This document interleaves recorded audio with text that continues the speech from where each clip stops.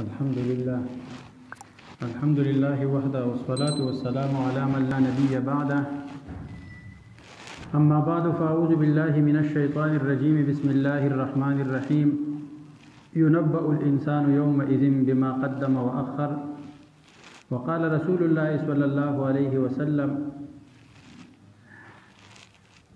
إذا مات العبد انقطع عنه عمله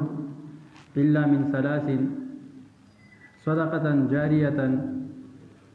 مسجدا بناه أو مصحفا ورثه أو كما قال رسول الله صلى الله عليه وسلم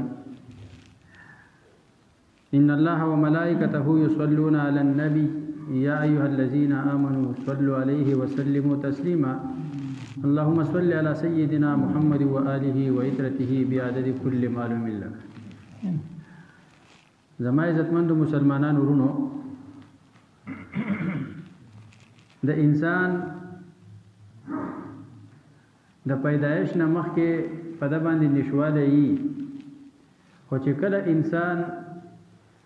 دغه روح پیدا شو د دې نه وروسته په د نشواله نشته بلکې د انتقال دی د یو عالم نه بل عالم ته او تر دې پورې چې د ابدي او همیشه فیصله وشي د جنت یا د جهنم نو پاغي کې به بیا د مستقله او همیشه د پاره وسیږي. اول انسان نو روح ولا الله پیدا کو کله چې الله اوخته نو دغه انسان روح له الله تعالی جسم ورکی او دنیا ته د ماشوموالي په حالت کې راوړيږي نو د عالم ارواح نه را منتقل شي او راشي عالم دنیا ته. بیا په دې دنیا کې د الله په علم کې د چې د چا څومره عمر دی خپل عمر هغه تیر کی او د دغه نورستو بیا د انتقال وشي د عالم دنیا نه عالم برزخ ته. برزخ د مرګ نورستو او د قیامت نه مخکې دا څومره ژوندۍ چې د دې ته برزخ ویل کیږي. بیا د عالم برزخ نورستو بر د انتقال کیږي چې کله اسرافیل علیه السلام دویمه شپېلې هغه د قیامت وਹੀ نو څومره چې انسانان دي دا ټول به الله جل جلاله را پاسي او یو بل عالم به جوړ شي عالم آخرت او میدان محشر دا به ولګيږي او د هر انسان سره به د ژوند حساب کتاب هغه شروع شي. د چې څه کړي دي خی کړي دي بدی کړي دي دا ټول به ورته مخامخ شي او د به په خپل باندې وویني. او الله جل جلاله فرمایي چې د قیامت په ورځ باندې هر انسان ته به د عمل نامه هغه ورکړل شي. عادت به وویل شي چې اقرا کتابک کفا بنفسک اليوم عليك حسيبا ته د خپل عمل نامه دا وګوره ستا نفس په خپل باندې پتا حساب کوونکې پوره دی. د چې کله دغه کتاب او د خپل عمل نامه وګوري نو دی به ووایي چې ما لهذا الكتاب لا يغادر صغيرة ولا كبيرة إلا أحصاها چې دې کتاب لسه شوی دی د خو ورکوټه خبره لوی خبره دا خو نه د پرې خو دی مګر ټول په دې کې هغه موجود دی او راګیر کړی دی. نو په خپل باندې به انسان د خپل دغه نتیجې پته دا ورولېږي او چې کله هم د قیامت شي انسان ته به د خپل دنیا چې څه کړی دی دا ټول ورته الله جل جلاله له طرف نه او خود له شی او بولی شي. کم آیت کریمه چې مال وستلو الله جل جلاله دې کې فرمایي چې ينبأ الانسان يومئذ بما قدم واخر. انسان له خبر ورکړل شي. خبر مطلب دره به جزا ورکړل شي دره به بدله ورکړل شي یومئذ په دغه ورځ د قیامت باندې بما د هر هغه څه قدمه چې د مخکې کړي دي واخر او وروسته پرې ښودلي دي. بیا مفسرین د قدمه او د اخره د هغې درې معنی کوي. اول معنا بما قدمه د انسان له به جزا ورکړی شي خبر به ورکړلی شي د هغه عمل قدمه چې د مخکې لېږلی دی د ځان دپاره او آخرت کې جمع کړی دی او هلته هغې رسولی دی. او د اخره معنا هغه دا ده چې د نه دی کړی یو عمل قدمه چې د کړی دی او مخکې لېږلی دی اخره د پاتې کړی دی یو نیک عمل او هغه نه دی کړی. پته به ورته ولګي مثال په طور باندې پته الله جل جلاله منځونه پرس کړی دي جو کدا منځونه دی وکړل مخې ته دی ولېګل که منځونه دی ونه کړل ستانه پاتې شول زکات او حج دا در باندې فرض دي تا وکړل مخکې دی ولېګل پاتې دی کړل و دې نه کړل پاتې شول نه دغه شانته نور پتا باندې کوم حقوق دي پردې حق ستا سره دی تا ورکو اجر برته میلاو شي الله تعالی فرمایي هر حقدار ته دغه حق دا ورسوي تا مخ کې ولې ګور ځان د پر دغه نیک عمل خو کچرتا غصب دی وکړو ډاکه دی وکړه شوک دی وکړه و دې نو پردې حق تا غ حق ادا نکو تا اخر د دې پاتې کو د دې بل سره حساب کتاب کولای کیږي یو معنی د قدمه او د اخره دا شو چې یو عمل کړه او اخرت ته لګلې او اخره معنی عمل نه دی کړی پاتې کړی د حقوق نه دی ادا کړی دویم چې د انسان ته الله جل جلاله جزا ورکی بدله ورکی خبر ورکی بما دا عمل قدمه چې د پزوانی کې کړی دی واخر او د ورستو کړی دی نه د بوډاوالي په زمانه کې کړی دی ځکه د ځواني عبادت د ځواني کار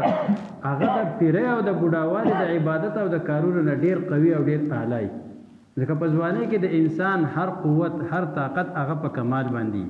نو چې دی یو نیک عمل کوي هم د په طریقې د کمال باندې کولای شي په اعلی طریقه باندې کولای شي او چې سړی بوډا شي نو د قوتونه کمزوري شي د سترګې د نظر د دماغ د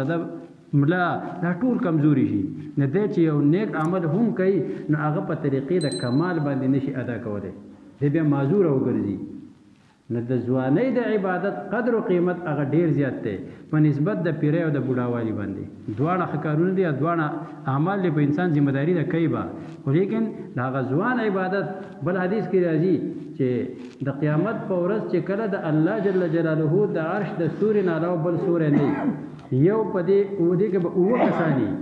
یو په اوه کسانو کې هغه شاب نشأ فی عبادت الله هغه ځوان چې د الله په عبادت کې د خپل وخت یې دا هم د الله تعالی د عرش د سوري لاندې د قیامت په ورځ باندې موجودي دومره د ځوانۍ د عبادت د قدر دی د الله جل جلاله په نسبت باندې او دریم نمبر مطلب هغه د ينبأ الانسان بما قدم واخر دا دی چې ينبأ الانسان خبر به ورکړي شي د انسان ته جزا به ورکړي شي د انسان ته بما د هغه عمل قدمه چې د مخ کې لګلې ده یعنی په خپل باندې کړه ده او آخرت ته منتقل کړه ده او اخر هغه عمل چې د ځان ورستو پاتې کړه ده یعنی جاری د ځان پاتې کو د مړ شو د دنه یو نیک عمل یا بد عمل هغه جاری پاتې شو نو الله تعالی بدل د ذاتی عمل هم جزا ورکی او د تسبیبی عمل چې د په وجه باندې جاری شوی دی او جاری پاتې دی په دنیا کې د خو مړ دی خو لیکن د دنه ورستو دغه عمل خلق کوي دته باقاعده دغه امر اجر ملويږي او حدیث کې ردی تفصیل موجود دی چې من سن سنتا حسنه فله اجرها واجر من عمل بها چا چې یو خیسته او خکارلا ترقی ورکړه هغه له وده ورکړه فله اجرها د لپاره به د نیک عمل اجري یعنی د خپل چې شروع کو وای کو د اجر بومي او اجر من عمل بها او د هغه اجر به د هغه چا ورته هم ملويږي عمل بها چې په نیک عمل باندې هغه عمل کوي هپی روان دي نو چې داغه څومره ثواب کیږي دومره ثواب ستا په کاته کې هم لیکل کیږي او من سن سنتا سیئه او چا چې یو ناکاره کار شروع کو او غي جاری پاتې کو فله وزرها د لپاره با د دې بوجي د دې ګناه بوي او وزر من عمل بها او ګناه د هغه کس به ومي عمل بها چې د پای باندې عمل کوي یعنی بل کس ته ګناکار تا شروع کو ستانه جاری پاتې شو ته مړ شوې ستا ګناه خوستاو ولیکن د دې نورستو چې په څوک عمل کوي هغه هم تا ته ملويږي ځکه دا په حقیقت کې ستا خپل عمل لته تا جاری پاتې کړل شو الله سلیل انسان الا ما سعى چې انسان ته به نه ملويږي مګر هغه چې د کوشش کړل نو د یو تسبیح او د یو جاری کار کوشش کړل او جاری پاتې کو نو باقاعده د دغه وزر او گناه به ملويږي او من غیر ایون قسمن او زارهم شیئا بغیر د دینه چې داغو د ګناهونو نه بم نه کمیږي مالک خو پکې لیکي کم کس چې په خپل ګناه کوي اخو پکې دی خو لیکن څوک چې په جاری کړی دی چا هغه ته هم د دې امر سزا دا به پکې ملويږي دومره ګناه دا ورته ملويږي او حدیث شریف کې ذکر دی اذا مات العبد انقطع عنه عمله کله چې یو انسان وفات شي د عمل دنه منقطع شي سلسله ختم شي الا من ثلاثین مگر درې خبرې داسې دي درې کارونه داسې دي درې عملونه داسې دي چې هغه دا سلسله ختميږي نه بلکې دا باقاعده د هغه ثواب هغه جاری کیږي اول نمبر هغه دا مسجدن بناهو یو جمعات د جوړ کړی دی او بل روایت کې وسره ذکر دی چې جمعات ټول نو کده چنچړې د جال امرزه دی پکې هم جوړ کړی دی پدې کې خلک مونږ کوي پدې کې به خلک تلاوت کوي پدې کې به خلک درس د قران کریم کوي پدې کې به خلک درس د حدیث کوي او پدې کې به خلک ذکر او اذکار کوي نو تا ته باقاعده د دې اجر او ثواب تر د قیامت پورې جاری ته همړې او میټر د کولاو پاتې شوی دی تا ته د باقاعده اجر او ثواب به ملاويږي په دې وجه چې کم ځای هم د جمعات او د لارې د مدرسې د دې کې د لګولو ځای راشي نو پکار د چې سره خپل آخرت ته سوچ وکي چې زمانه د پاتې دي د ارسه دا کم مال چې پاتې شو دا زمانه پاتې دی د نور په واقع او په اختیار کې دی ځان لته مخکې سوالېږي ترمذی شریف کې حدیث موجود دی چې څوک په خپل ژوندانه په ځان پسې خیرات کوي او څه پیسې ورکي نو دته د 1 روپۍ ثواب په سلو باندې ملاويږي او چې د مرګ نورستو پسې نور خلق ورکي یو په یو باندې دا نو په خپل ژوندانه باندې په ځان پیسې کول دا ډیر اجر لري نو اول نمبر د انسان عمل چې جاری پاتې کیږي پای کې جمعات چا جوړ کو دویم نمبر قران کریم د دنه په وراثت کې پاتې شو د قران کریم اغستره دی د پکې تلاوت کو د مړ شو دغه قران کریم پاتې دی نه مړ د خلک پکې تلاوت کوي د باقاعده دغه اجر کیږي یا یو نهر دی یو چینه ده دا چا جوړ کړه دغه انسانان زناور مرغۍ میږي د حشرات د الله تعالی د مخلوق ته وبس کی دته باقاعده د اجر ملاويږي د وبو د سکلو اجر څومره دی کم ځای چې وب ملاويږي کم ځای چې وب ملاويږي او تا چا د یو ګلاس وب ورکړه هغه وس کړي تا ته دومره اجر ملاويږي لکه ته چې یو غلام آزاد کړي او د یو غلام د آزادولو اجر او ثواب دا دی چې ستا ټول بدن د غلام د بدن په مقابله کې الله تعالی د جهنم نه خلاصي او کم ځای چې وب نه ملاويږي کته چاله اوبو ورکی نو د دې دومره اجر دی لکه ته چې یو مړ انسان ژوندې کې او هغه چې څومره اعمال کوي دا هغه ستا په کاته کې لیکل کېږي دا هغه نه به کمیږي نو او دا هغه د نیکو اعمالو ثواب ستا په کاته کې هغه لیکل کېږي دومره ثواب دی یا نیک اولاد د سړی نه پاتې شي خپل اولاد له نیک تربیت ورکړي دي هغه د الله سره آشنا کړی دي هغه د قران سره آشنا کړی دي هغه ته آداب خودري دي نو هغه نیک اعمال کوي ته مړې خو باقاعده ستا په عمل نامه کې داغو د اعمالونو لیکل کېږي او تاته د ثواب جاری در رسیږي الله جل جلاله زمونږه